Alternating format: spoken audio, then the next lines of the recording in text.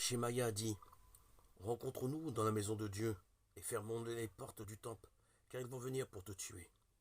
Et j'ai reconnu que voici, ce n'était pas Dieu qui t'avait envoyé, car il prononçait cette prophétie contre moi.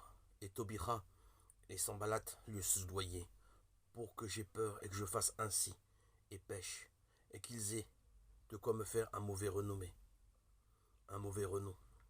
Souviens-toi, ô Dieu, de Tobia et Sambalat, et aussi de Noadia, la prophétesse, et du reste des prophètes qui voulaient m'effrayer. Néhémie 6, 10-14.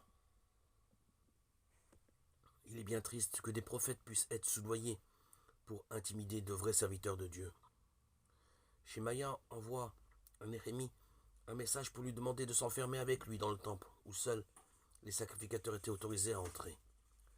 La prophétesse Noadia et d'autres prophètes essaient également de faire peur à Néhémie, et donc d'empêcher le travail de reconstruction de la muraille de Jérusalem. Cette muraille devait protéger les Israélites en les séparant de tous côtés de leurs ennemis. Satan est encore et toujours fermement opposé à l'enseignement biblique, sans lequel le croyant doit être séparé moralement du monde qui l'entoure. D'une part, il se sert de prédicateurs alliés avec le monde pour séduire, menacer, intimider le peuple de Dieu, en particulier les serviteurs de Dieu. D'autre part, il n'hésite pas non plus à utiliser ce qui change la séparation biblique en un isolement non biblique. Le diable, l'accusateur Apocalypse 12-10, aime trouver des raisons de toute nature pour justifier son mauvais travail.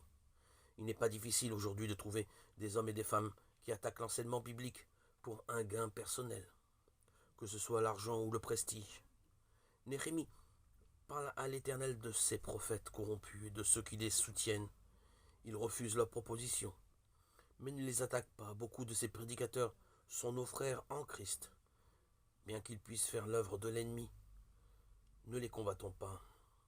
Apportons plutôt par la prière toutes ces questions au Seigneur.